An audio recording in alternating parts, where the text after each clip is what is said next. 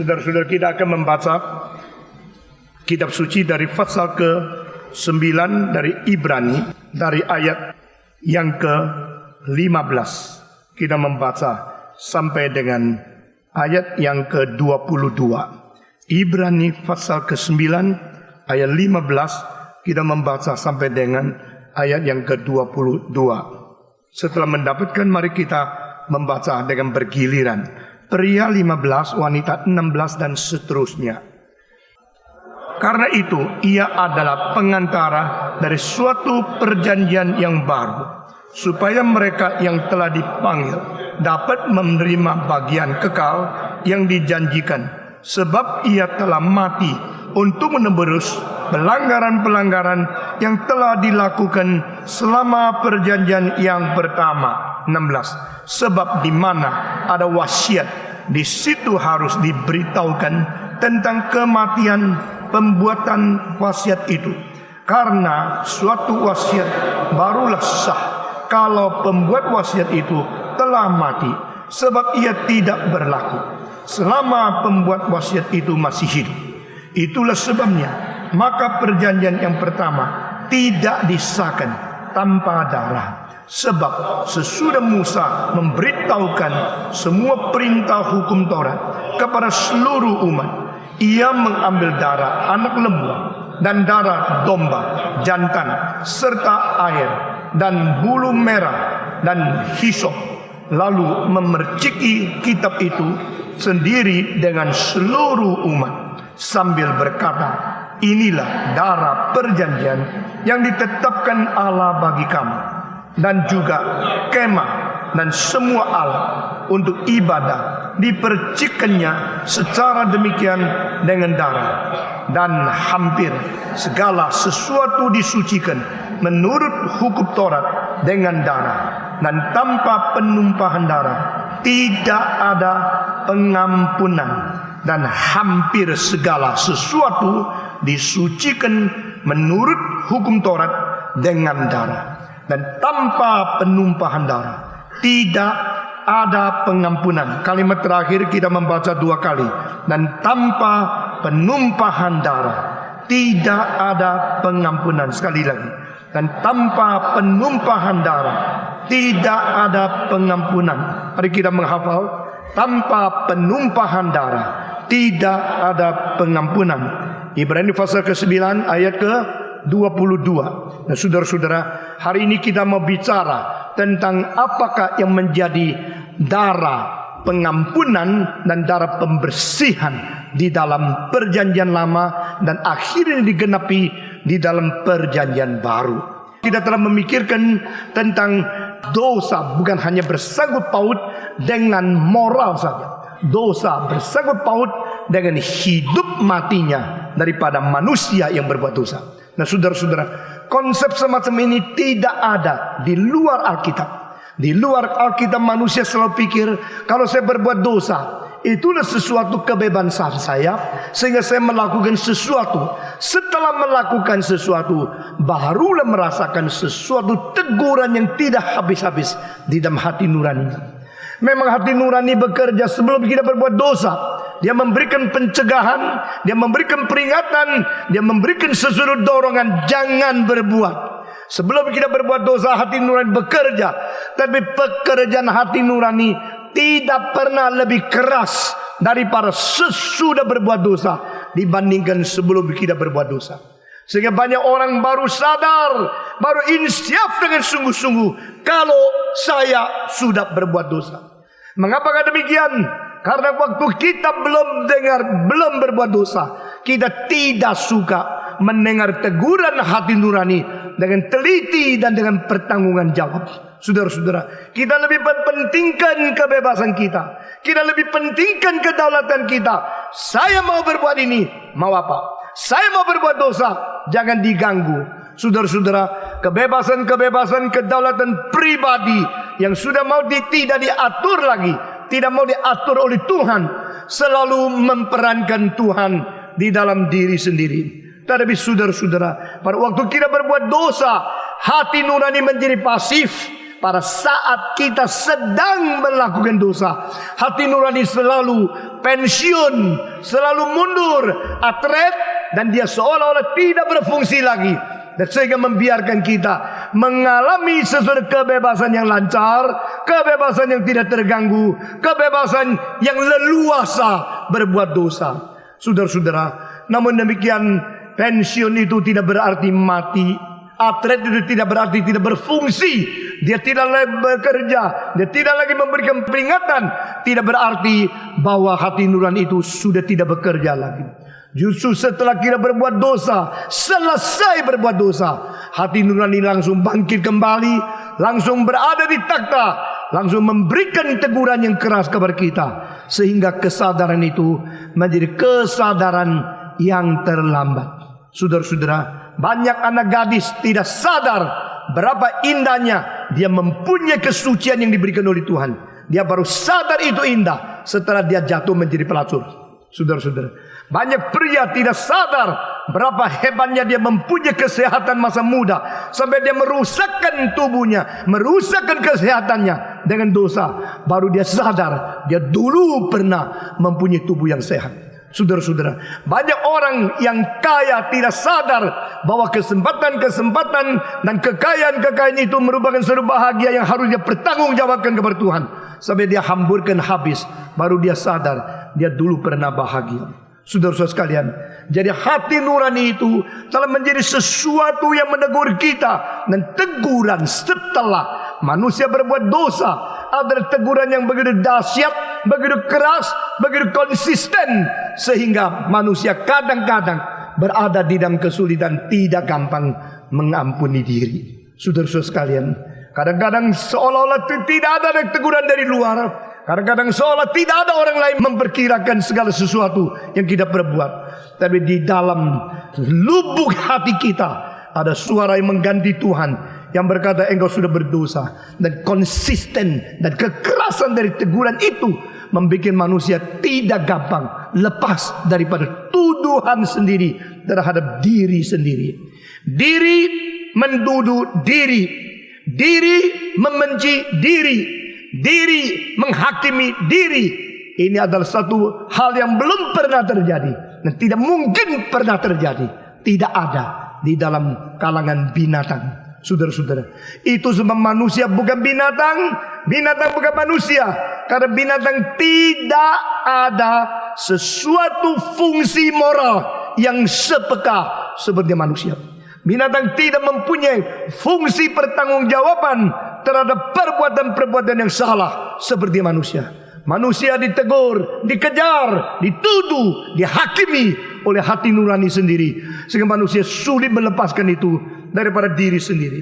Saudara-saudara, yang lebih serius mengakibatkan dia membunuh diri, yang tidak serius mengakibatkan dia skizofrenik atau dia menjadi orang gila, yang tidak lagi menjadi serius mengakibatkan dia mempermainkan dosa terus menerus.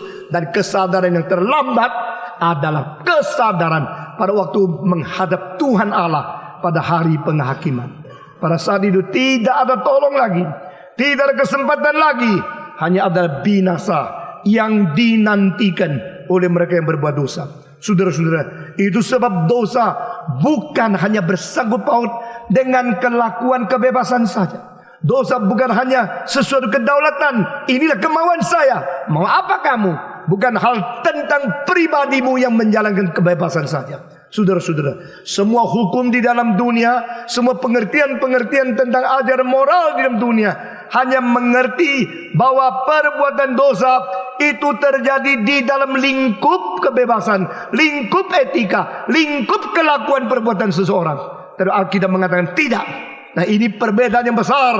Alkitab berkata perbuatan dosa langsung menyangkut hidup matinya seseorang. Nah, saudara-saudara, perbedaan agama Kristen dengan agama yang lain adalah mereka membicarakan apa yang baik, apa yang tidak baik. Mari kita berhenti perbuatan tidak baik.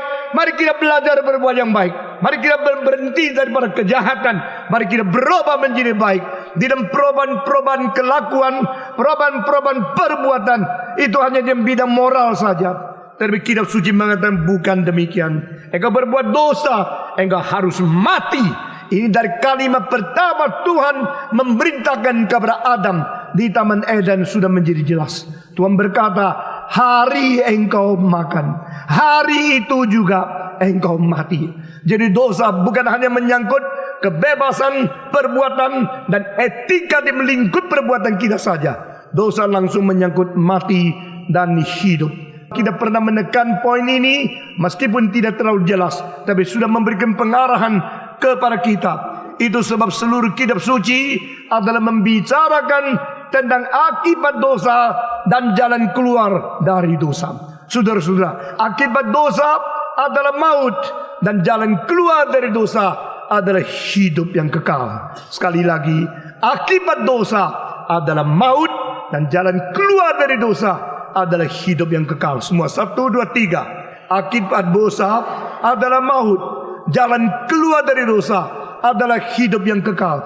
Dengan demikian konsistenlah seluruh kitab suci dengan jelas mengajar kepada kita, upah dosa adalah kematian. Tetapi anugerah dari Tuhan kita Yesus Kristus, Tuhan di dalam Kristus adalah hidup yang kekal. Nah saudara-saudara, dengan demikian kita melihat keselamatan itu bukan sesuatu meditasi. Keselamatan bukan sesuatu koreksi. Keselamatan bukan sesuatu pembenahan moral. Keselamatan adalah menyelamatkan, menebus dan mengganti orang berdosa melalui Tuhan Juru Selamat yang hidup, rela mati bagi kita dan bangkit pula untuk memberikan kita hidup yang baru. Saudara-saudara sekalian, inilah berita yang jelas sekali di dalam kitab suci. Saudara-saudara, sehingga pada akhir khotbah kita mengatakan bahwa darah Yesus Kristus membersihkan hati nurani kita. Ini tidak ada di dalam ajaran moral yang lain. Saudara-saudara, kalau kita bandingkan semua buku yang paling dalam, yang paling berharga, yang paling hebat di dalam semua aliran filsafat dengan kitab suci yang diwahyukan oleh Tuhan, maka kita melihat berapa rendah, berapa dangkal, berapa miskinnya pikiran manusia dibanding dengan wahyu Tuhan dari bijaksana surgawi. Puji Tuhan. Saudara-saudara, jalan dari kita tidak ada. Jalan keluar dari pergumulan kita tidak mungkin. Perbuatan kita menjadi baik tidak mungkin merubah kita. Karena dosa yang ada tak pernah menjadi selesai. Dosa yang tidak perbuat, yang sudah tidak perbuat, tidak mungkin menjadi musnah. Dosa yang ada akan tetap konsisten menjadi tuduhan, menjadi saksi, menjadi sesuatu yang membawa kita kepada penghakiman yang tidak mungkin terlepas. Saudara-saudara sekalian, itu sebab jalan keluar Tuhan lain dengan jalan keluar dari manusia. Jalan keluar dari Tuhan berlainan dengan segala jalan keluar yang disodorkan, yang diajukan oleh agama-agama. Semua agama tetap berhenti di dalam satu tempat, yaitu mari kita berbuat baik. Perbuatan baik ini akan menolong perbuatan jahat. Jadi jasa saya akan menutup dosa saya. Kelakuan saya yang baru, yang baik akan menebus kelakuan saya yang lama, yang rusak. Itu mungkinkah? Itu semacam asumsi yang memerlukan iman kepercayaan yang sama sekali tidak ada dasarnya. Sekali lagi saya mengatakan kalimat ini, merupakan sebuah asumsi yang memerlukan iman yang sama sekali tidak ada dasarnya. Yaitu menganggap kalau saya berbuat baik, dengan sendirinya yang baik ini bisa menutup apa yang saya berbuat dengan kejahatan. Kalau saya berjasa, jasa ini akan melebihi akan dosa. Saudara-saudara, ini bukan saja tidak berdasar sama sekali. Ini melawan kebenaran yang diwahyukan oleh Tuhan. Saudara-saudara, orang-orang yang dikanonisasikan menjadi orang kudus, kudus, kudus, kudus. Itu di dalam bahasa Latin sanctus, sanctus, sanctus, sanctus. Orang-orang suci itu semua mempunyai jasa yang besar, mempunyai kelakuan baik yang besar, bukan secara cukup, bahkan lebih.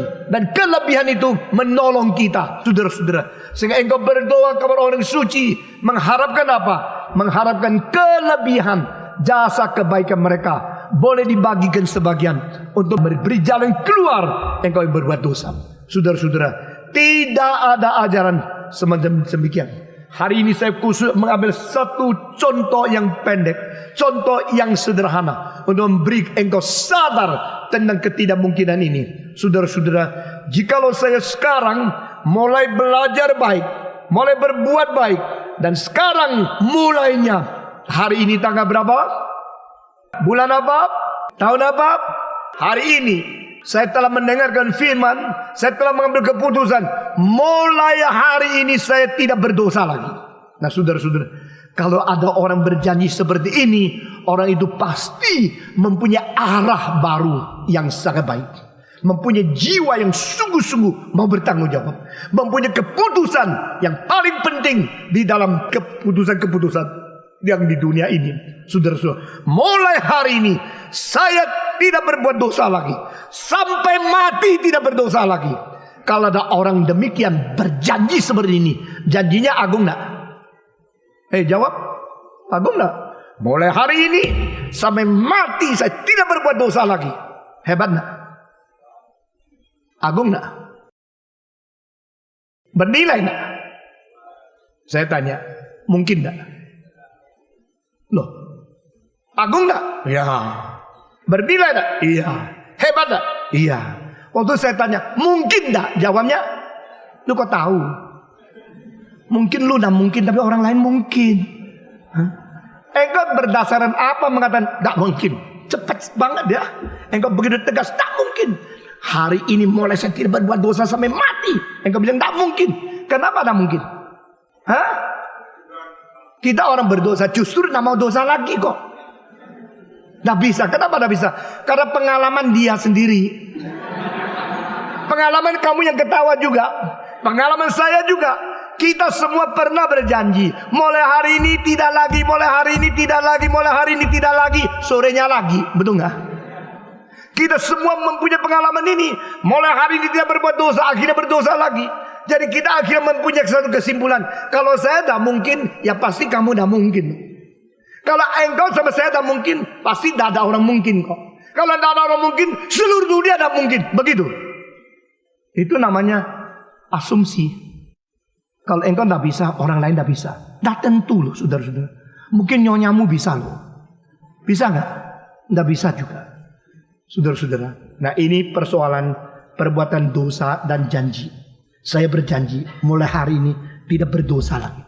Mulai hari ini tidak berbuat dosa lagi sampai mati. Itu angan-angan yang tidak pernah tercapai.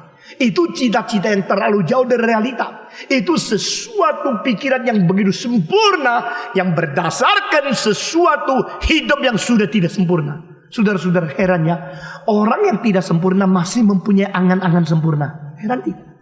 Orang yang sudah berdosa masih mempunyai ide-ide kesucian. Heran tidak?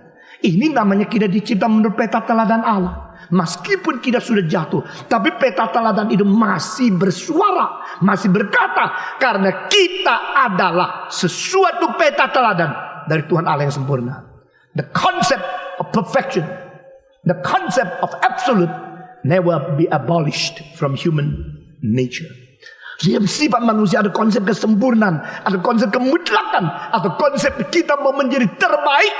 Tetapi itu kadang-kadang kita sadar tak mungkin tercapai. Nah saudara-saudara, sekarang saya katakan, jikalau andai kata, walaupun, jikalau misalnya andai kata sampai ada satu orang betul-betul berjanji mulai hari tidak berdosa sampai mati tidak berdosa lagi. Kalau dia bisa capai, hebat tidak? Hebat ya? Hebat ya? Bagus ya? Oke. Kalau umpama, jikalau umpama andai kata kalau ada satu orang yang berjanji mulai hari ini sampai mati dia tidak berbuat dosa. Itu mungkin kenapa? Karena begitu dia janji langsung mati. Nah, begitu kan? Itu mungkin. Jadi sekarang janji langsung mati. Sekarang janji sampai mati dia berdoa. Itu mungkin. Tapi makin umur panjang makin banyak dosa. Begitu kan? Makin banyak kesempatan makin digodai. Makin ada waktu makin banyak kesempatan jatuh. Kalau begini umur terlalu panjang juga tidak baik. Betul nggak? Kesempatan berbuat dosa terlalu banyak. Maka ada orang mengatakan, Tuhan begitu aku diselamatkan langsung imigrasikan saya. Begitu saya menerima engkau langsung saya dibawa ke surga. Sehingga aku tidak lagi mempermalukan namamu di dunia ini.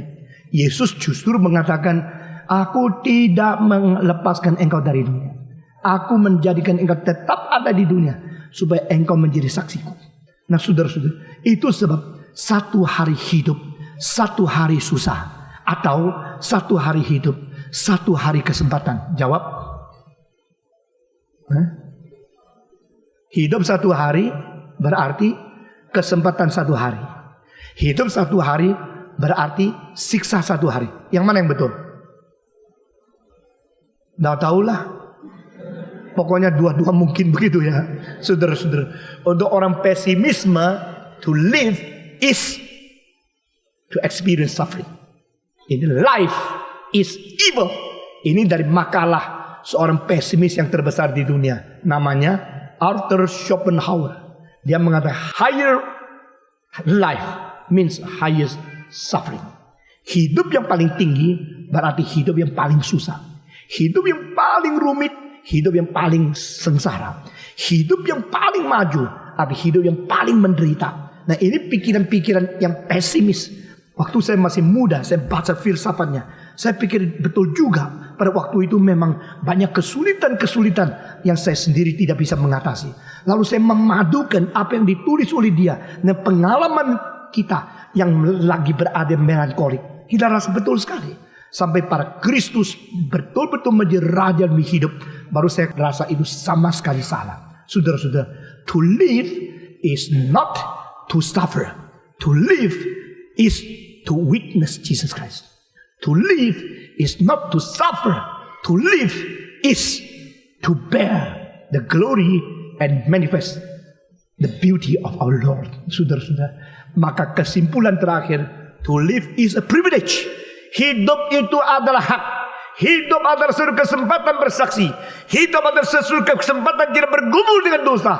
Hidup adalah suatu hak di mana kita boleh mengalami pimpinan dan berkat dari Tuhan. Saudara-saudara, kembali kepada tadi. Jikalau ada orang bisa mulai hari ini, saya tidak berbuat dosa, sampai mati tidak berbuat dosa lagi, dan dia sukses sampai mati dia berbuat dosa lagi. Hebat tidak? Hebat. Kalau begini berarti mungkin ada seorang yang bisa mencapai kemenangan melalui agama. Kalau begini, inilah ajaran agama. Saya berbuat baik, saya diselamatkan, saya berbuat baik, saya berkenan oleh Tuhan. Tetapi itu mulai kapan? Mulai tanggal 29 bulan apa? April tahun apa? 2001. Saya mau tanya, bagaimana dengan dosa tanggal 28? Dosa tanggal 27? Dosa Maret, dosa tahun 2000, dosa tahun 1999. Maka semua agama mengatakan, mari kita berbuat baik. Dan mulai hari saya berbuat baik sampai mati dia berdosa. Saya menjadi orang yang baik. Itu kan mulai hari ini. Dosa kemarin, dosa tahun lalu, dosa masih muda. Apakah itu tidak pernah perlu diperkirakan? Saudara-saudara, maka Alkitab mengatakan tidak. Tidak ada jalan keluar dengan cara jasa menutup dosa, dengan perbuatan baik untuk membuang akan perbuatan yang jelek. Tidak mungkin. Itu sebab kita perlu apa? Penebusan. Bukan perlu pengkoreksian, tapi penebusan. Nah ini perbedaan agama Kristen dengan semua yang lain. Karena di sini kita melihat ada darah yang dialirkan, ada kematian yang dialami, ada korban yang diberikan untuk menjadi pengganti kita yang harus mati. Saudara-saudara, jikalau kita sudah menerima sesuatu konsep dosa bukan hanya menyangkut kedaulatan dan kebebasan pribadi, jikalau dosa dimengerti bukan hanya menyangkut ke wilayah kelakuan, tetapi menyangkut hidup mati.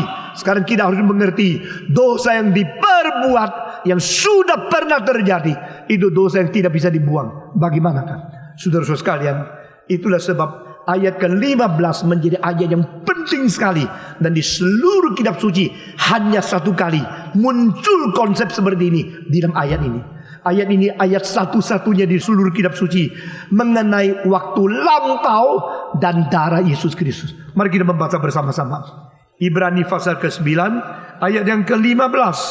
Di sini dikatakan dengan jelas, karena itu ia adalah pengantara dari suatu perjanjian yang baru, supaya mereka yang telah terpanggil dapat menerima bagian kekal yang dijanjikan semua. 1, 2, 3. Karena itu ia adalah pengantara dari suatu perjanjian yang baru, supaya yang mereka yang telah terpanggil dapat menerima bagian kekal yang dijanjikan.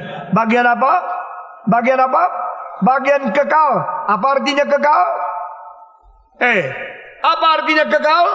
Berarti selama-lamanya. Satu hari Billy Graham berkhotbah, dia mau menjelaskan kekal, tapi dia tidak tahu bagaimana menjelaskan. Lalu dia mengatakan selama-lamanya. Cara bagaimana? Dia jalan dari mimbar sampai ke tembok kiri, kekal selamat, sampai ke kanan, ke kiri lagi. Lalu dia mengatakan, tidak habis-habis. Itu namanya kekal. Saudara-saudara, waktu yang tidak habis selama-lamanya. Itu namanya kekal.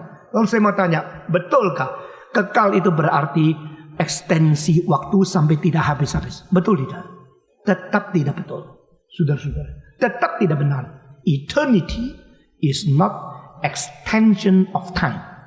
Saudara-saudara, konsep kekal adalah selama-lamanya. Itu tidak benar. Karena apa? Yang disebut selama-lamanya tetap terkurung di dalam lingkup waktu.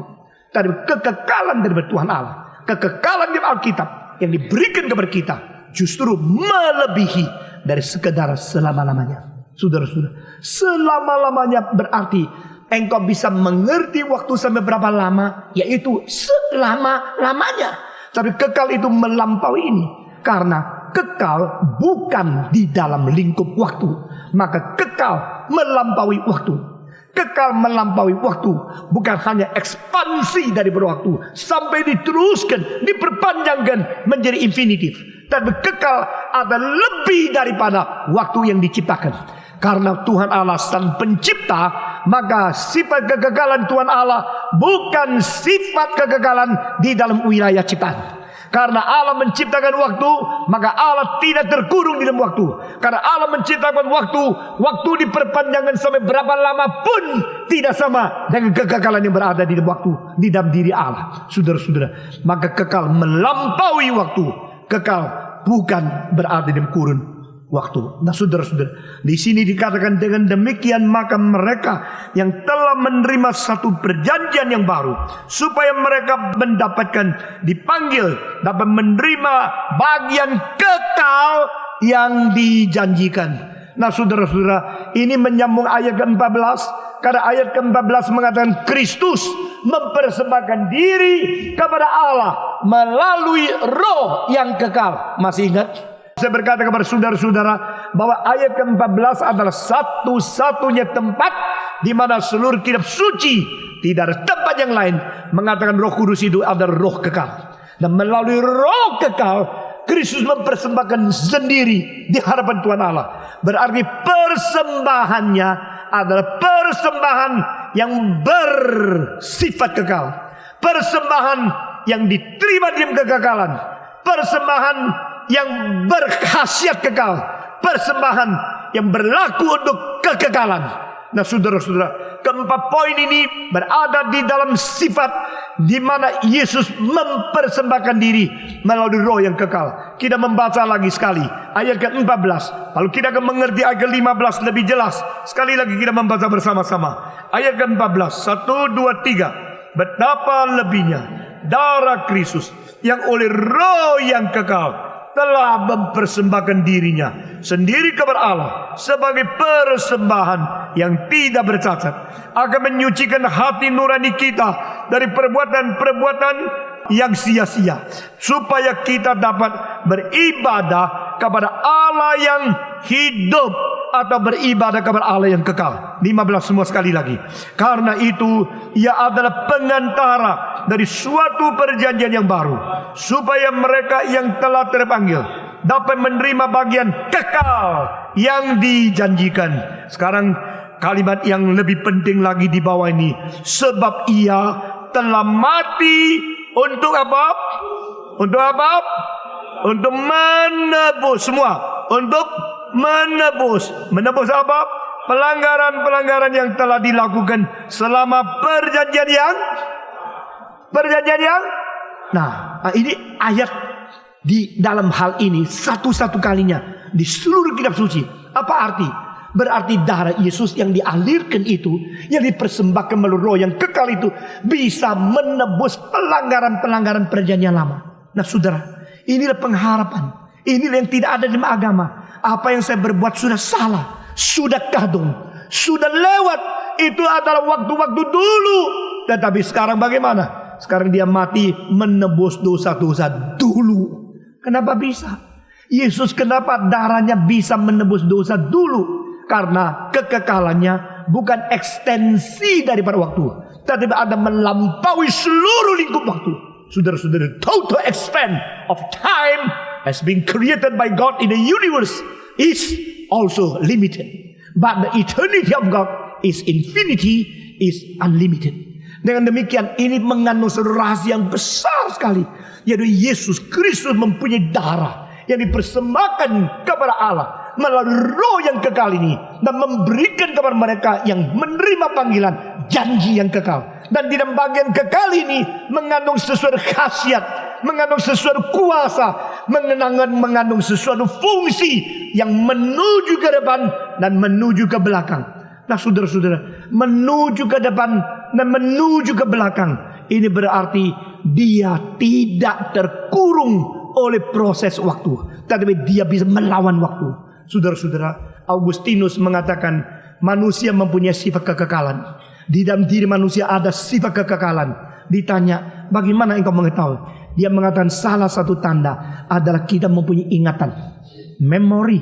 Nah saudara-saudara, sampai abad ke-20 orang-orang komputer sudah mengetahui bahwa komputer yang memorinya kuat itu komputer yang mahal. Betul nggak? Saudara-saudara, kalau bisa menyimpan data sebanyak mungkin, memori apapun bisa masuk, itu komputer yang mahal. Komputer yang murah, kerjaannya pelan, bitnya sedikit, data banknya sedikit, bisa menyimpan data sedikit, itu komputer yang murah. Tapi komputer yang mahal ada biasa menyimpan apapun di dalamnya. Saudara-saudara tahu tidak? Manusia menurut Augustinus mempunyai sesuatu sifat kekekalan karena di dalam diri manusia mempunyai fungsi memori. Saudara-saudara, memori itu apa? Memori itu adalah sesuatu arah yang melawan arus waktu. Saudara-saudara, nah ini sebuah kiasan luar biasa. Tapi kalau engkau mengerti, engkau akan sadar ini suatu hal yang berharga luar biasa. Karena kita dicipta bukan anjing, kita dicipta bukan menjadi kuda, menjadi binatang. Kita dicipta menjadi manusia. Dicipta sebagai manusia, kita mempunyai peta teladan Tuhan Allah. Allah itu kekal adanya. Maka sifat kekekalan ditanam di dalam diri kita. Kalau sifat kekekalan ditanam di dalam diri kita, maka kita mempunyai seluruh kemungkinan kekekalan yang di dalamnya mempunyai satu aspek, yaitu memori. Memori berapa? Ingatan. Apa artinya ingatan? Yaitu melawan arus waktu. Waktu tanggal 29, 30, 31, 1, 2, 3, April, Mei, Juni, Juli, terus maju ke depan. Tapi dia mengatakan tidak, saya melawan Mei, April, Maret, Februari, Januari, tahun 2000, tahun 1990. Saya mau kembali. Saudara-saudara, binatang tidak bisa kembali. Waktu yang berlangsung ke depan ini tidak mengizinkan manusia kembali. Tetapi di dalam diri manusia ada sesuatu yang bisa kembali, yang tidak mau kembali, tidak mau maju terus. Itu namanya melawan arus. Saudara-saudara, satu kali saya naik kapal terbang, lalu stewardess mengatakan, "You punya koper tidak ada tempat, mesti taruh di belakang." Akhirnya saya ke belakang, ada tempat boleh saya taruh koper. Sudah saya taruh koper, waktu mau keluar terjadi sesuatu keadaan yang sangat menyulitkan. Karena semua orang keluar maju ke depan, saya mesti ke belakang ambil koper. Mengerti maksud saya? Jadi saya melawan arus. Waktu melawan keluar satu, keluar dua, saya begini, gini, seperti dansa sendiri di situ. Saudara-saudara, susah sekali. Akhirnya apa boleh buat? Semua keluar, baru saya ambil koper, baru saya keluar. Tadinya tempat saya di depan supaya cepat keluar, akhirnya menjadi terakhir. Saudara-saudara, sampai semua sudah keluar, saya baru ke belakang ambil koper, baru bisa keluar. Tadinya mau cepat, menjadi lebih pelan. Tadinya di depan, lebih belakang. Bukan lebih belakang, harus tunggu terbelakang keluar baru terbelakang. Itu terbelakang. Saudara-saudara, nah di situ saya melihat waktu melawan arus tidak gampang sekali. Karena kapal terbang dirancang, didesain jalannya untuk satu orang. Kalau untuk dua orang mesti yang langsing dan mesti begini baru bisa lewat. Saudara-saudara, melawan arus itu tidak gampang. Tapi tahu tidak saudara? Saudara mempunyai memori yang bisa melawan arus. Nah, wanita-wanita biasanya lebih pintar melawan arus. Saudara-saudara, jadi pria mengatakan hari depan kita mesti begini. Nyonya mengatakan jangan lupa dulu. Saudara-saudara, jangan lupa dulu kita begini.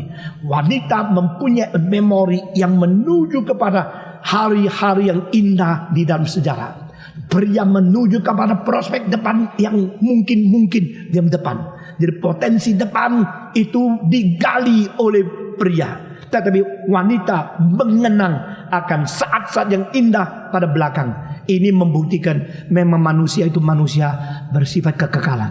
Saudara-saudara, jadi dua hal ini selain memori, prospek, dua hal ini menjadikan manusia tidak terkurung oleh waktu, tidak terkurung dan lingkup waktu. Saudara-saudara, di sini kita mempunyai kebebasan, bukan berkelakuan, bukan moral, kebebasan berkhayal, kebebasan bermemori.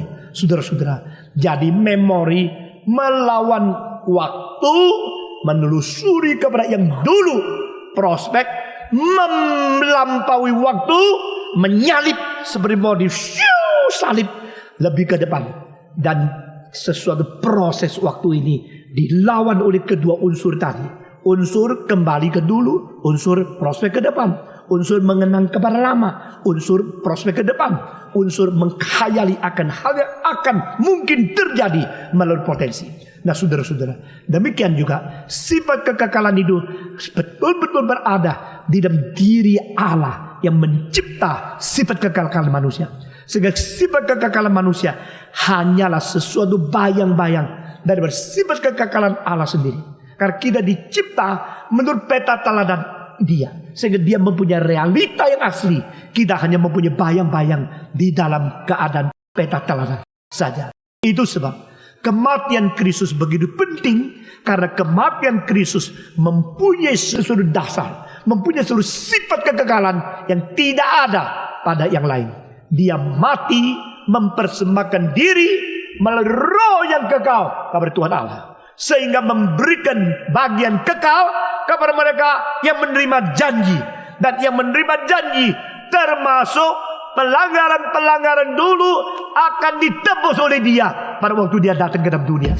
Nah saudara-saudara, jadi perjanjian Tuhan Allah kepada manusia dibagi dengan perjanjian lama dan perjanjian baru. Semua perjanjian lama dan perjanjian baru. Perjanjian lama di sini disebut perjanjian pertama. Perjanjian baru adalah perjanjian yang kedua. Nah saudara-saudara, adakah perjanjian ketiga? Tidak ada. Apa sebab? Karena perjanjian pertama bukan perjanjian kekal. Sedangkan perjanjian kedua perjanjian kekal. Kalau perjanjian dua itu perjanjian kekal, berarti tidak perlu perjanjian yang ketiga lagi.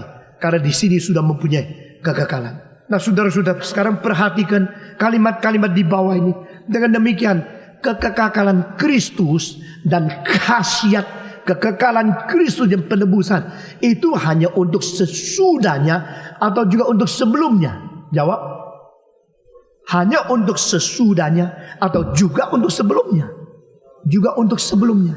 Ini telah menjadi solusi pertanyaan tadi saya yang tajam.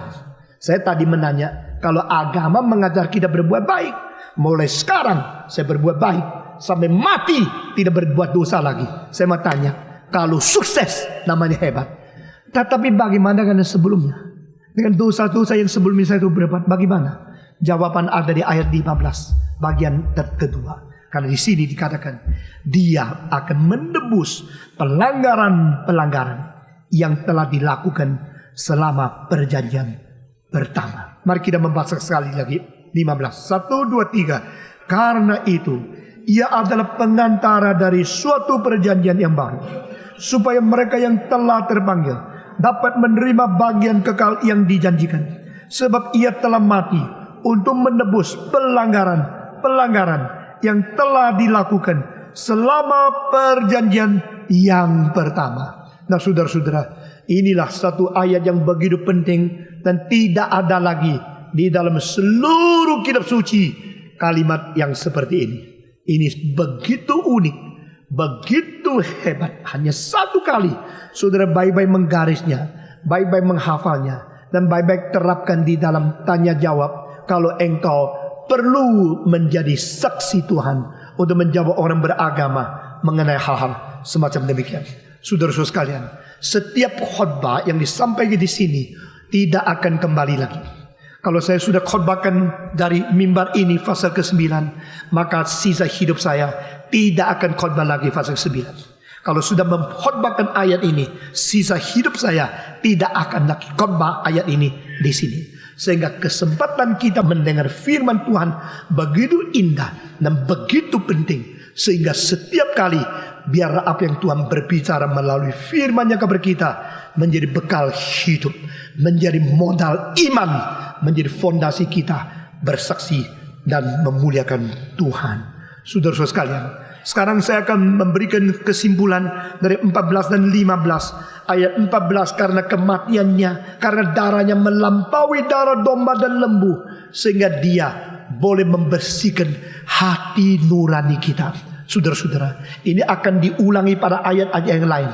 Tapi ini pertama kali hati nurani dibersihkan oleh darah Yesus Kristus, ditulis di dalam kitab suci. Dan saudara-saudara sekalian, yang melampaui semua agama, ayat ke-15, penebusan untuk pelanggaran-pelanggaran perjanjian yang lama. Nah saudara-saudara, di dalam ayat ke-15 sekarang kita mau simpulkan dengan sesuatu hal yang diekstensikan dari kedua ayat ini. Orang di dalam perjanjian lama mungkin diselamatkan atau tidak. Orang yang perjanjian lama bagaimana bisa diselamatkan? Waktu Yesus belum datang, mereka sudah mati. Yesaya mati sebelum Yesus datang, mungkin hampir 650 sampai 700 tahun. Saudara-saudara, Yeremia mati sebelum Yesus datang. Musa mati 1450 tahun sebelum Yesus datang. Abraham mati 2000 tahun sebelum Yesus datang. Mereka yang beriman kepada Tuhan Allah, tetapi mereka yang mati sebelum Yesus datang, bagaimanakah mereka diselamatkan? Saudara-saudara, banyak orang selalu menanya pertanyaan begini. Orang yang belum datangnya Yesus Kristus, mereka sudah mati di dalam dosa, bagaimana mereka bisa diselamatkan? Nah saudara-saudara, semua jawaban mengenai tema yang besar ini tersimpan di rahasia daripada ayat ini. Nah saudara-saudara, di dalam Ibrani pasal 11 ayat 13 memberikan satu perincian yang lebih penting. Pada saat itu saya akan memberikan khotbah menjelaskan dengan lebih mendetail. Tapi hari ini melalui ayat ini kita memikirkan, how can the Old Testament saints be saved since they died before Jesus Christ's birth on the earth? Saudara-saudara, Yesus datang ke dalam dunia lama setelah mereka meninggalkan dunia. Lalu mereka bagaimana diselamatkan? Nah saudara perhatikan, jikalau ini tandanya adalah permulaan Injil. Di sini saya tegakkan ini mikrofon menjadi satu tanda. Ini tegakkan daripada permulaan Injil. Maka di sini tali ini adalah melambangkan satu perjanjian yang lama, saudara-saudara. Tetapi yang ini, batang ini melambangkan perjanjian yang baru. Dengan begini, perjanjian lama menuju kepada Injil. Lalu Injil memberikan pengampunan kepada perjanjian baru. Sini perjanjian baru, sini perjanjian lama. Orang yang hidup di dalam perjanjian lama, mereka mati, lahir, mati, lahir, mati. Semua yang dilahirkan dan semua yang mati dan perjanjian lama belum pernah mengetahui Yesus Kristus. Saudara-saudara, lalu perjanjian lama waktunya selesai. Sekarang mulai perjanjian baru. Yesus datang. Lalu abad pertama 2, 3, 4, 5, 10, 15, 16, 17, 18 ayat abad ke-20, sekarang 21. Kita berada di sini. Nah saudara-saudara, orang yang hidup di perjanjian lama bagaimana diselamatkan? Engkau mengatakan kita di perjanjian baru diselamatkan karena Yesus sudah datang kok. Jadi karena sudah, sehingga khasiat, sehingga segala kuasa dari Injilnya boleh berlangsung kepada kita. Bagaimana dengan mereka di perjanjian lama? Jawaban ada di ayat ini, saudara-saudara. Dosa pelanggaran dari perjanjian-perjanjian yang pertama pun ikut ditebus oleh Dia. Ini ayatnya. Nah, saudara-saudara, kalau demikian berarti jasa daripada keselamatan Yesus Kristus bukan hanya untuk coming once, juga untuk the passing once. Saudara-saudara, jasa Yesus Kristus menyelamatkan yang akan datang, juga menyelamatkan yang sudah pernah ada dan sudah tidak ada lagi. Karena apa? Sifat kekekalan tadi, kekekalan yang menelusuri kepada memori dulu dan prospek di depan, potensi yang akan datang dan akan sudah lewat.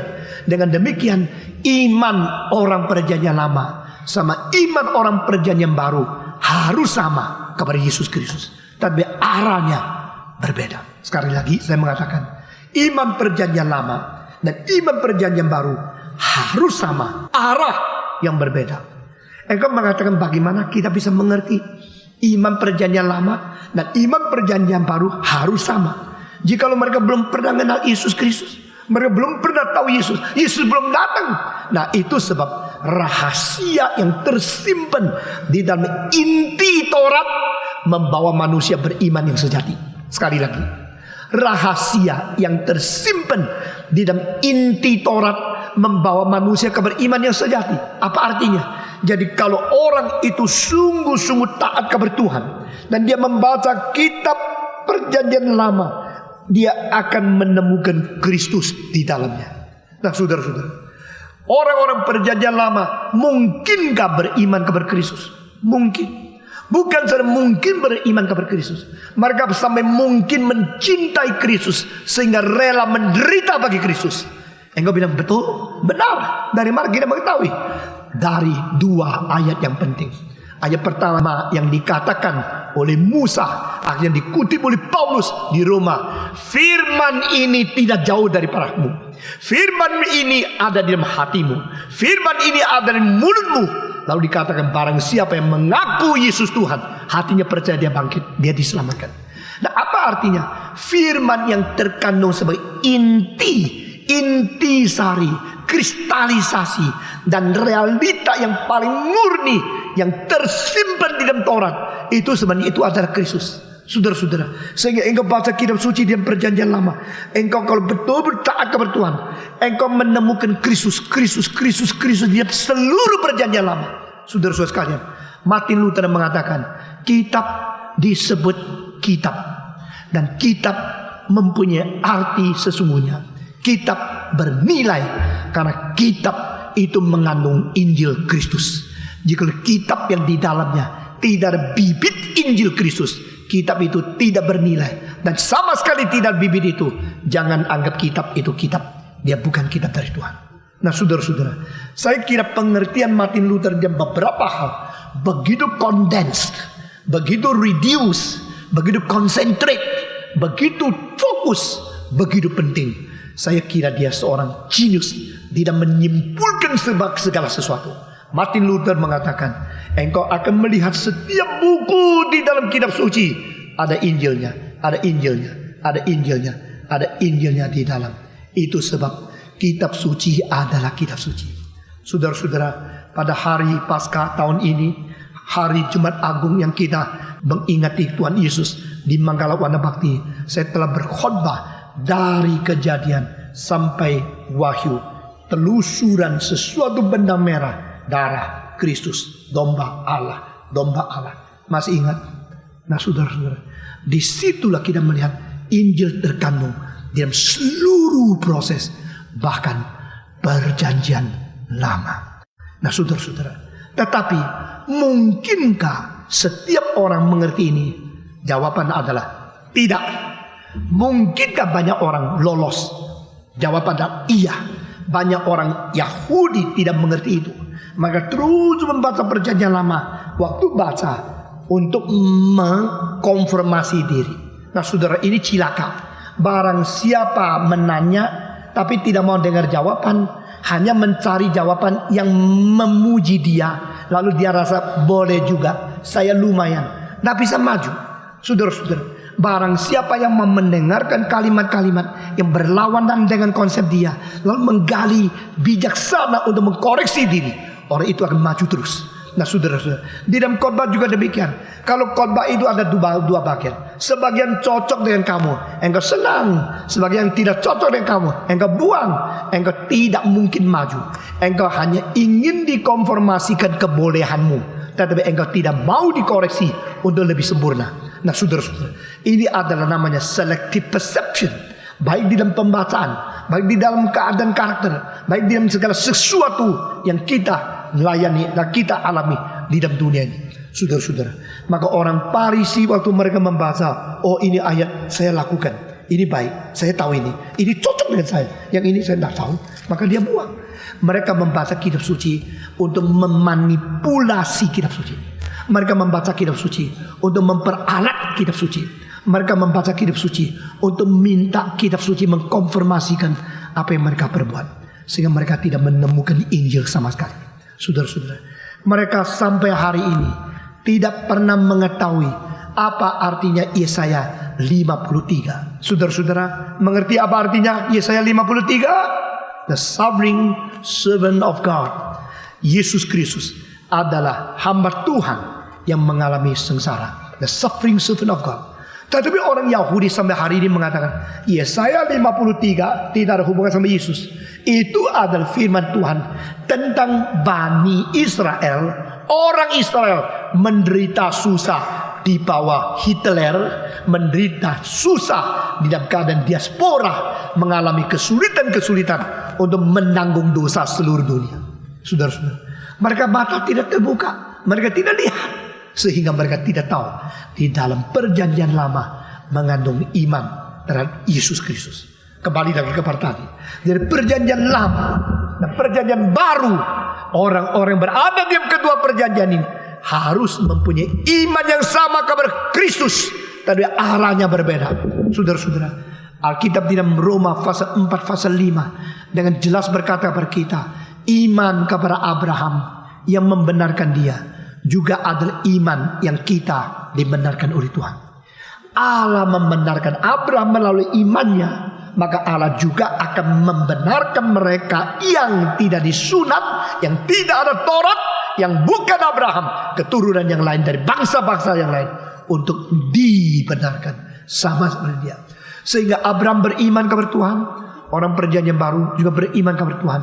Imannya sama, iman di dalam Kristus, tetapi beda arah. Sekarang saya menjelaskan apa artinya iman perjanjian lama dan iman perjanjian baru berala lain.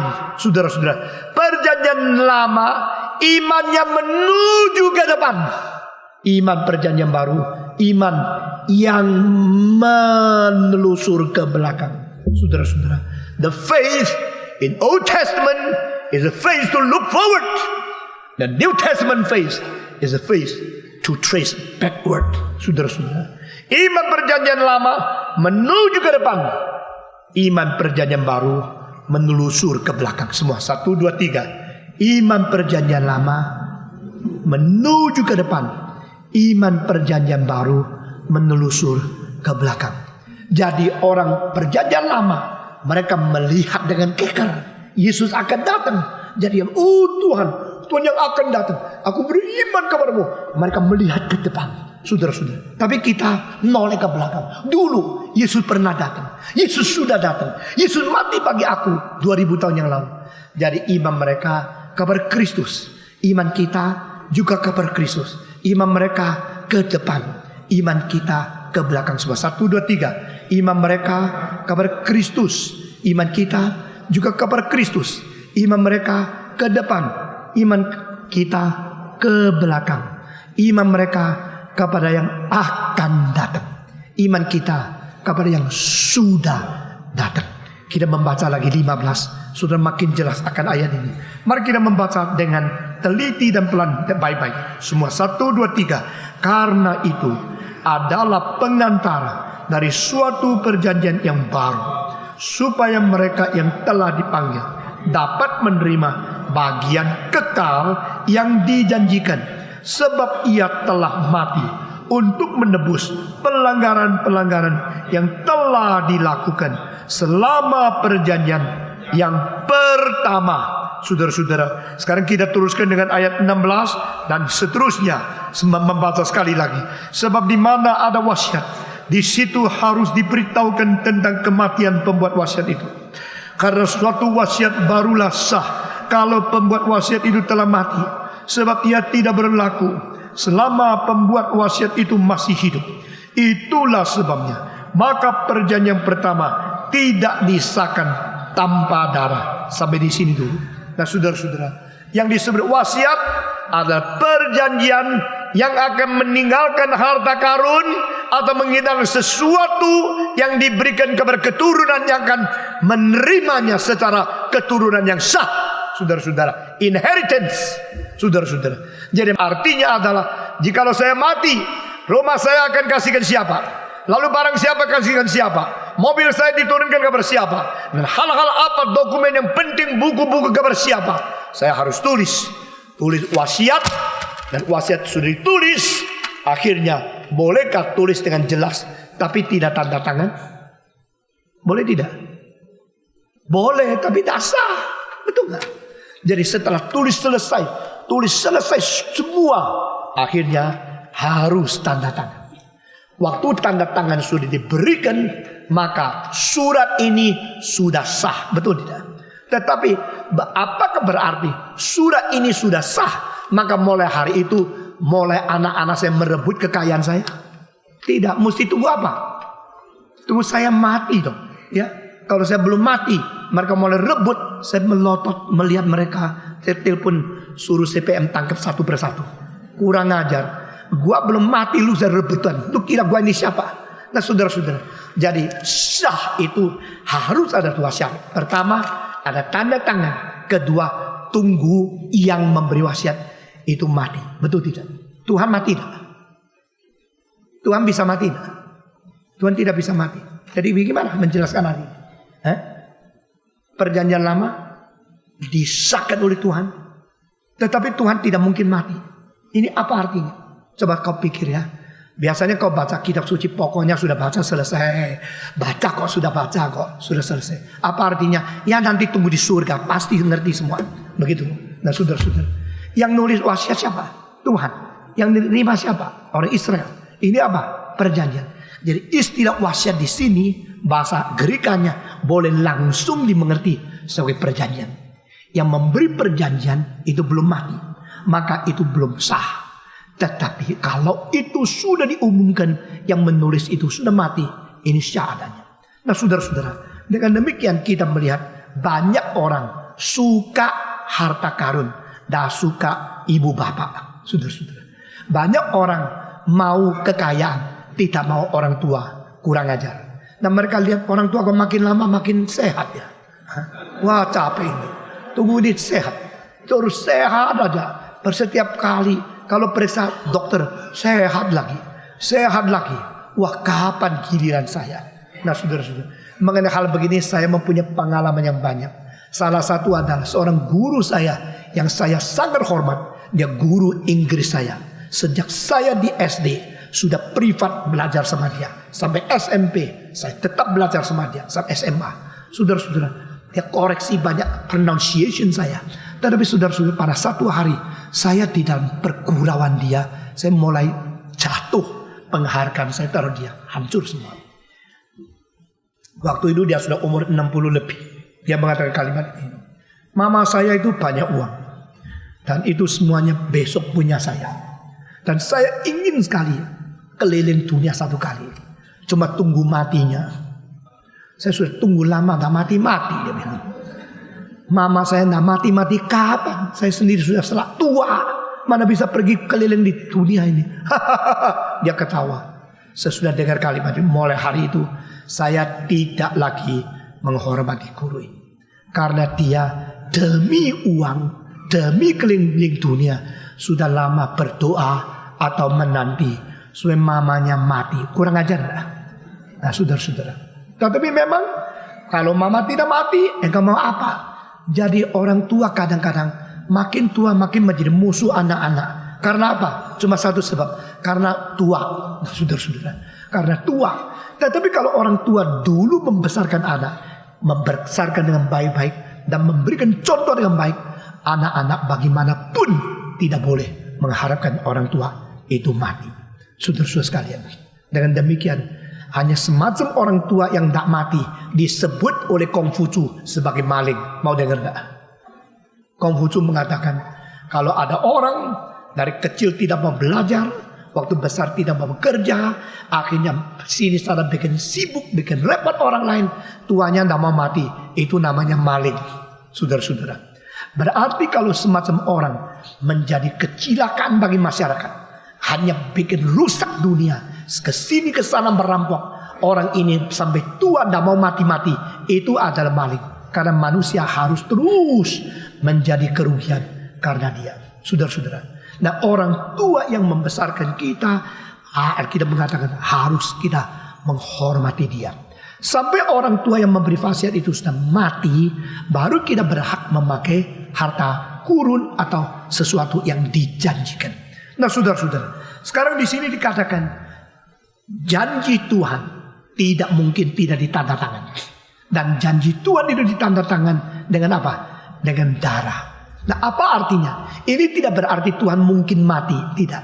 Ini hanya berkata kepada kita, janji yang asli bukan darah dari lembu, bukan darah dari domba. Sehingga kalau sampai perjanjian lama itu tidak berlaku lagi, itu berarti perjanjian baru datang. Itu mempunyai khasiat yang khusus.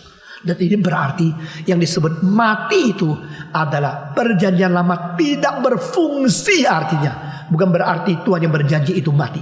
Nah saudara-saudara, tetapi perjanjian lama itu menjadi tidak berfungsi jikalau perjanjian baru yang menjadi realita asli daripada perjanjian lama sudah tiba. Barulah itu berfungsi, baru khasiat itu bisa berjalan. Namun demikian, perjanjian lama pun bukan dijanjikan tanpa berdarah.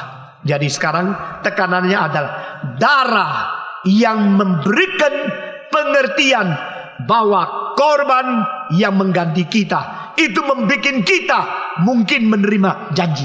Nah saudara-saudara, lalu darah dari perjanjian lama itu darah apa? Itu darah dari domba, dari lembu jantan. Nah saudara-saudara, nah sekarang penulis dari Ibrani mulai membongkar lagi apa yang dikerjakan oleh Musa pada waktu dia memberikan perjanjian lama kepada orang Israel. Nah saudara-saudara, perhatikan kalimat di bawah ini. Janji Allah di dalam waktu-waktu sebelum Kristus datang, sebagian diberikan oleh sendiri, sebagian melalui Musa. Yang diberikan oleh dia sendiri itu janji yang lebih bersifat penting daripada perjanjian melalui Taurat dengan perantaran Musa yang bersifat kurang penting. Nah saudara-saudara, apa artinya? Arti ada sebelum ada Taurat, Allah sudah pernah janji. Allah berjanji kepada siapa? Kepada Abraham. Allah berjanji kepada siapa? Kepada Adam. Allah berjanji kepada siapa?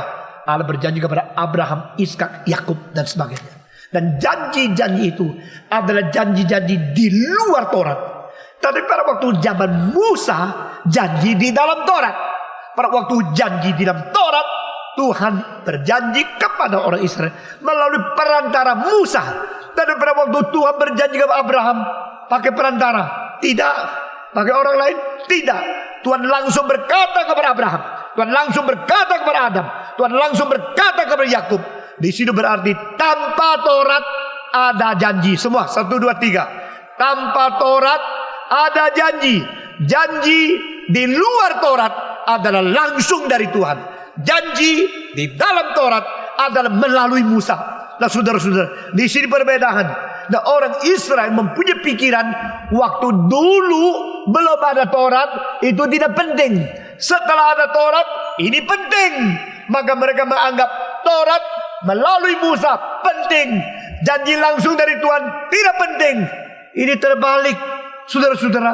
Karena janji di dalam Taurat melalui Musa kepada orang Israel adalah janji yang sementara membereskan orang-orang dosa dan perbuatan pelanggaran selama di dunia ini. Saudara-saudara, tetapi janji Allah di luar Taurat yang langsung diberikan kepada Abraham adalah janji kekal yang tidak bersangkut paut dengan kelakuan dan perbuatan baik dari manusia. Karena bagaimanapun perbuatan baik kita tak mungkin menyelamatkan kita. Bagaimanapun perbuatan baik kita tak mungkin menebus kita. Itu sebab Tuhan belum memberikan Taurat, sudah membenarkan Abraham.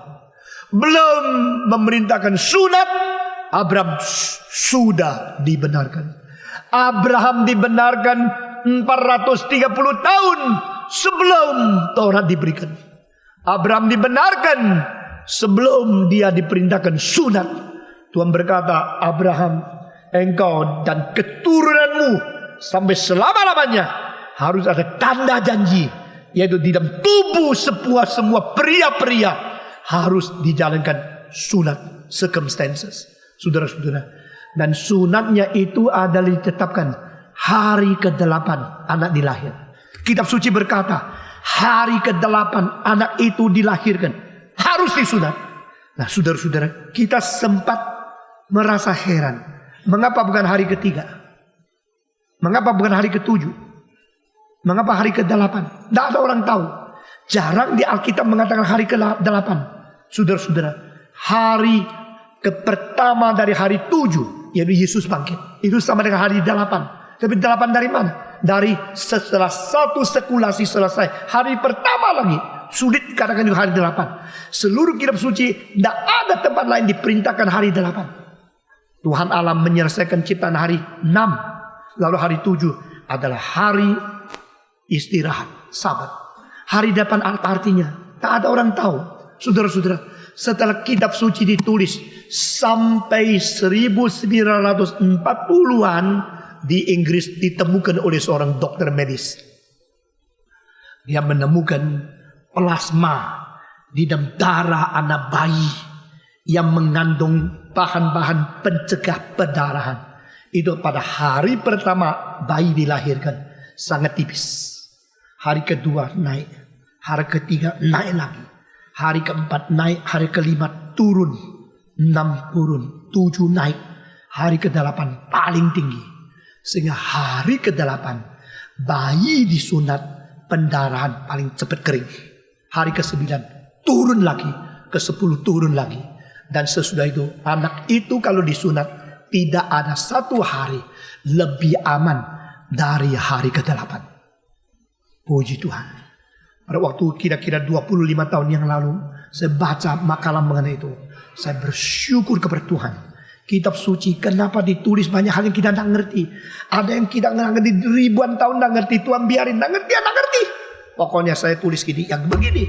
Saudara-saudara, itu sebab 3.500 tahun kemudian baru orang mengerti kenapa hari ke-8. Serius, firman Tuhan begitu ajaib, begitu benar. Dan tunggu 3.000 tahun engkau baru mengerti firman Tuhan. Sekarang kalau engkau baca kitab suci dan ngerti, jangan marah. Tunggu lagi 3.000 tahun, nanti pasti ngerti. Saudara-saudara, Tuhan tidak main-main.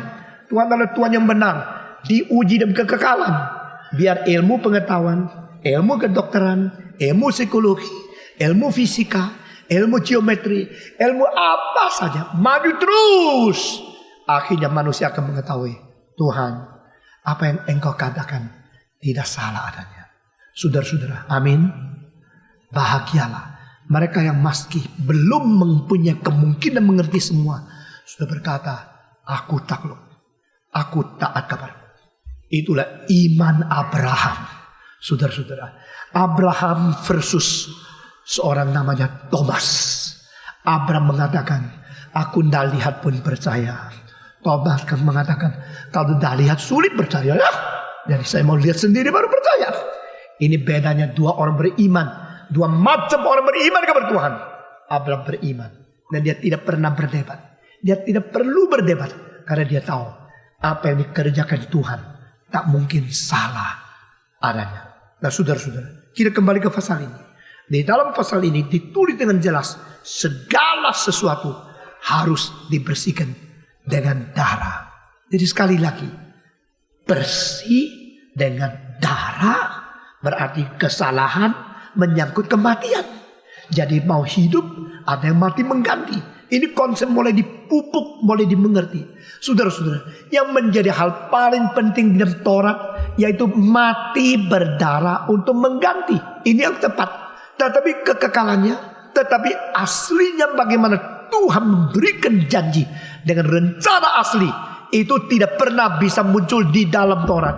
Taurat adalah tambahan, Taurat adalah sekunder, Taurat adalah sesuatu kebutuhan semenjak manusia berdosa. Tapi rencana Allah di dalam kekekalan adalah untuk orang berdosa, tetapi sebelum manusia berdosa. Di situ perbedaan. Jadi pada waktu Allah berjanji dengan Abraham, dia langsung. Pada Allah berjanji dengan Israel melalui perantara Musa. Dan perantara Musa, Musa berjanji melalui Taurat. Dan di dalam Taurat ada satu hal yang paling penting yang ditonjolkan di sini. Apakah itu? Yaitu tanpa darah tidak ada pengampunan. Tanpa pertumpahan darah tidak ada pengampunan. Semua 1, 2, 3. Tanpa pertumpahan darah tidak ada pengampunan. Dan bagaimana kita melihat hal ini terjadi? Di sini dirinci, di sini dengan teliti diungkapkan oleh penulis dari Ibrani, mengulangi apa yang tertulis di dalam Pentateuch, di dalam Alkitab. Dan kita akan melihat bersama-sama hal yang penting di sini. Di sini dikatakan pada waktu Musa menjadikan perantara untuk mendirikan janji dengan orang Israel, maka dia melakukan percikan darah. Di mana? Mari kita membaca bersama-sama, saudara-saudara, dari ayat yang ke-17. Karena suatu wasiat baru sah kalau pembuat wasiat itu telah mati, sebab ia tidak berlaku selama pembuat wasiat itu masih hidup. Itulah sebabnya maka perjanjian yang pertama tidak disahkan tanpa apa? Tanpa darah. Darah mengganti apa? Mati. Darah mewakili kematian. Dan saudara-saudara, 19. Semua 1, 2, 3. Sebab sesudah Musa memberitahukan semua perintah Tuhan Taurat kepada seluruh umat, ia mengambil darah anak lembu dan darah domba jantan serta air dan bulu merah dan hisop, itu semacam rumput yang disebut hisop, lalu memerciki kitab itu sendiri. Dan seluruh umat yang dipercikan itu apa? Yang dipercikan apa? Kitab dan umat. Nah saudara-saudara, sekarang umat itu digabungkan, dipersatukan dengan kitab melalui satu barang. Apa itu? Darah. Nah saudara-saudara, hisop itu seperti rumput yang bikin puas, bikin kuas.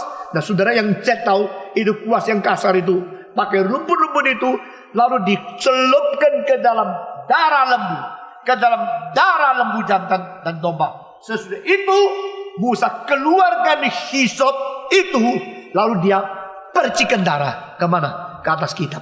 Jadi kitab Taurat, yaitu yang ditulis, saudara-saudara, itu ada kitab yang harus dipercik dengan darah. Karena apa? Ada yang mati untuk mengesahkan ini, ada yang mengalirkan darah untuk memeteraikan ini. Jadi tanda tangan Tuhan berjanji dengan orang Israel melalui Musa yang tertulis di dalam kitab harus bertanda darah. Hisop itu masukkan ke dalam tempat darah lembu dan domba, dikeluarkan, dipercikan. Darah itu penuh, ditutupi sebagian oleh tetesan darah-darah. Saudara-saudara, lalu hisop itu kembali mempercikan kepada umat Tuhan. Pimpinan-pimpinan Israel 12 suku, mereka diberikan percikan darah sehingga mereka mewakili umat yang menerima janji. Saudara-saudara, apakah yang mempersatukan kitab dengan umat? Apakah? Darah. Karena darah dari lembu yang sama, sebagian dipercikan kepada buku Tuhan, sebagian dipercikan kepada umat Tuhan. Jadi engkau adalah umatku yang harus berjalan di dalam janji ini. Engkau adalah umatku yang aku ikat janji dengan firmanku. The people of the word of God, the people to be united with the commandments of God. Ini adalah the only people in the world, satu-satunya bangsa yang dipersatukan dengan firman Tuhan dengan darah. Ini adalah orang Israel. Nah saudara-saudara, sekarang saya mau tanya, begitu serius janji ditetapkan, sehingga begitu ikat janji antara bangsa dan firman, karena darah mempersatukan mereka. Apakah ini cukup? Nah, maka dikatakan oleh Musa, belum cukup. Karena apa?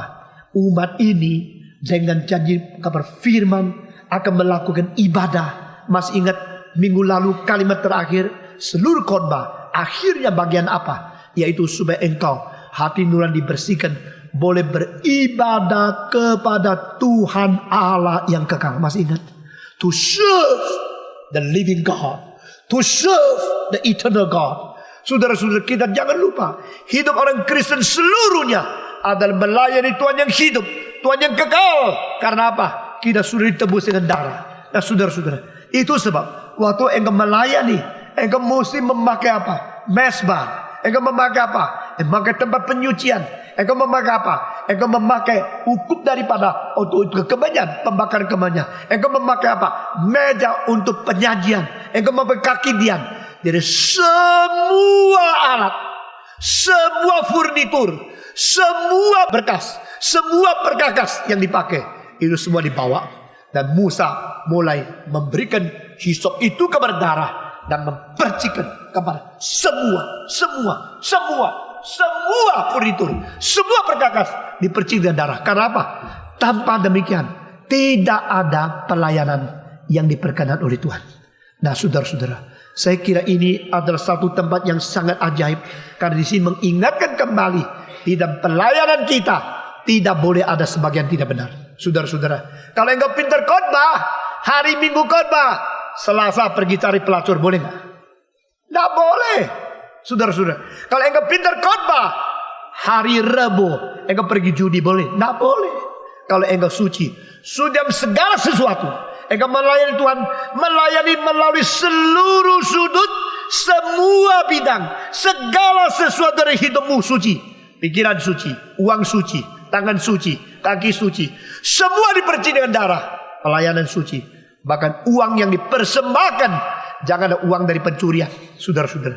Jangan uang dari perampokan, janganlah uang yang tidak beres, karena itu akan dibuang oleh Tuhan.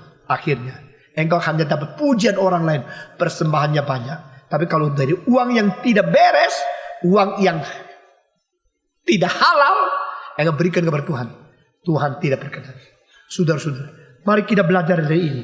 Segala sesuatu yang dipakai untuk memberikan ibadah kepada Tuhan, tidak ada satu yang tidak dipercikan dengan darah, disucikan dengan darah.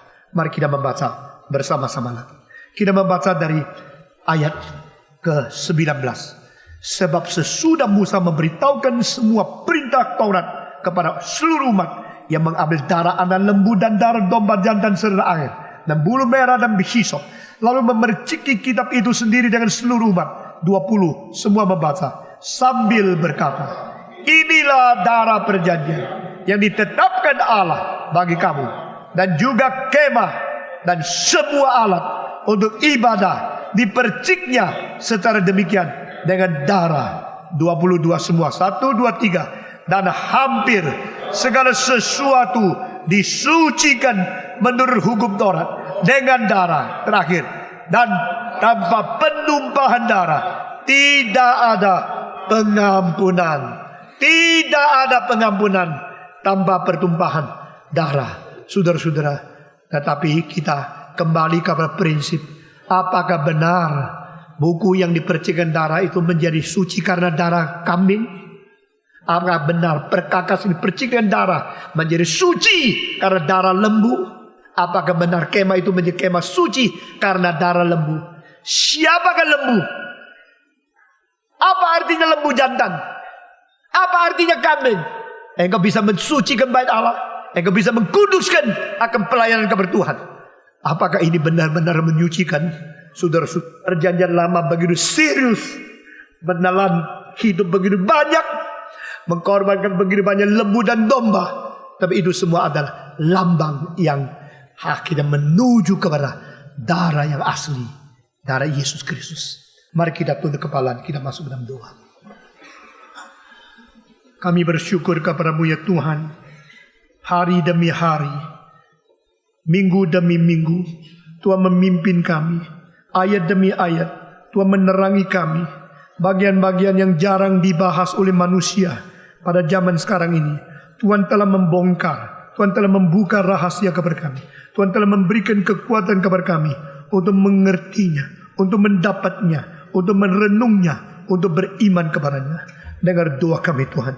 Hamba-Mu berdoa untuk gereja ini, berdoa untuk setiap orang yang datang mendengar firman Tuhan ini. Mereka yang baru datang, yang rasa berat, yang rasa panjang, yang rasa kurang teliti, kurang mempunyai sesuatu kesabaran mendengar. Kiranya Tuhan mencelikkan mata rohani, Tuhan membuka telinga sehingga kami boleh mendengar dan merasakan sesuatu berkat dari Tuhan. Bagi mereka yang sudah terbiasa dengan kebaktian seperti ini dan tidak sadar lagi berapa besar anugerah Tuhan kepada kami, Tuhan sadarkan kami, hidupkan kembali iman sejati di dalam jiwa kami masing-masing. Berkati gereja ini ya Tuhan. Engkau sendiri telah mati untuk gereja. Engkau sendiri telah mencurahkan darah membersihkan dosa kami. Kami berterima kasih kalau hari ini kami boleh datang kepadamu. Kiranya Tuhan berkati. Apa yang dikatakan oleh hamba-Mu sangat terbatas. Suara manusia berhenti. Kiranya suara Roh Kudus terus bekerja di dalam hati manusia. Dengar doa kami yang kami panjatkan dalam nama Yesus Kristus, penebus dan juru selamat kami yang hidup. Amin.